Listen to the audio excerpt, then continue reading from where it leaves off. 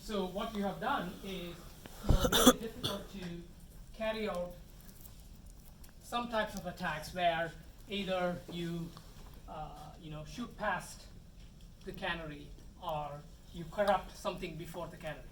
Right? So basically, the idea is that you are going to make it difficult to find anything worthwhile to corrupt before the canary. Right? So anything that's valuable, move it over here. Right? So that way, a buffer overflow, which should generally involve an array variable, right? It shouldn't be an integer variable by itself. There is no buffer overflow because you just assign to it. There is no array, there is no index. So you move the valuable things over here, and then you put the canary before these other things that are valuable. Okay, so that deals with one class of attacks. So then the second class of attacks is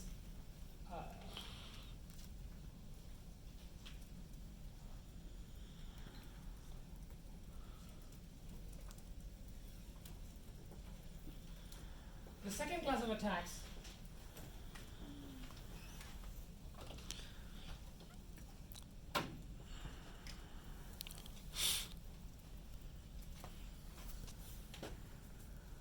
class of attacks what you try to do is you try to figure out what is the canary value. Okay, so because if the attacker can figure out the canary value, then they can do the override, right? And while preserving the canary, so the attack wouldn't be detectable. Okay, so there are. Let's start with something even more basic. So the brute force attack is one where the attacker simply keeps trying every possible value for the canary until the attacker succeeds. Okay? The attacker may have to try many, many times, but if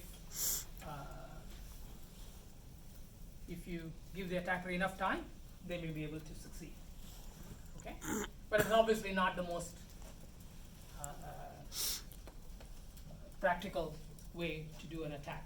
So it's not, while we have to recognize that it is a possibility, it's not something that attackers would prefer, right? And certainly today, it's not 32-bit addresses anymore, it's 64-bit addresses, then 64-bit canaries, and obviously, the universe will have ended a long while before the attacker is able to cycle through all the 64-bit possibilities.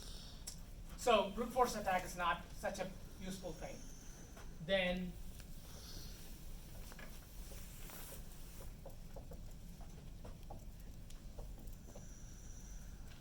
so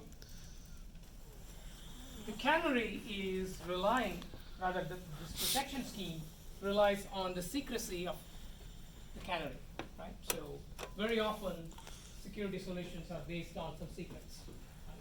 So the attacker can get around the mechanism by essentially figuring out what the secret is, right? So information leakage is sort of a general class of attacks that is aimed at figuring out what the secrets are. Okay. So in this case, if there is a different, vulnerability that allows the attacker to read the value of the canary, right? Then they can get around it, right? So for instance, let's say instead of this being a function where the attacker, provides some data as input, okay? Think of a function where the attacker gets some output, okay, from the program. And let's say the program has some bug which causes it to not compute the length of the array correctly, and therefore it ends up, not sending the data up to here, but instead sends the data up to there. Okay? Certainly possible, right? So it could be, if there could be a missing buffer size check on input, that could be a missing buffer size check on the output, right? So if such a missing check is there, then the canary value could be exposed. Okay? Now, the difference could be better by essentially generating a distinct canary for each function. Okay?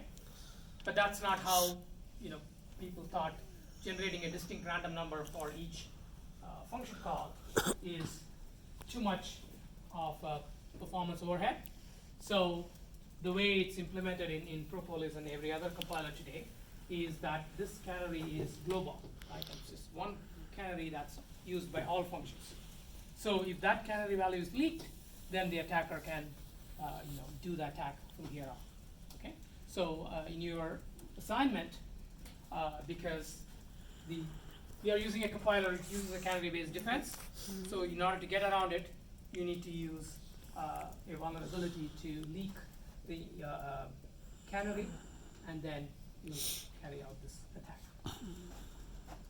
So there's also another related attack called partial override, which is more interesting because you can see that information linkage is, well, there's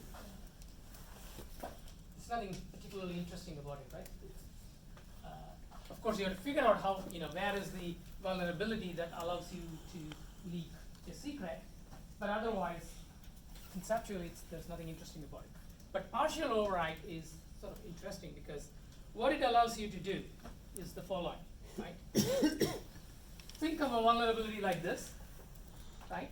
Except that in this case, we are going to change it so that this is not an integer, but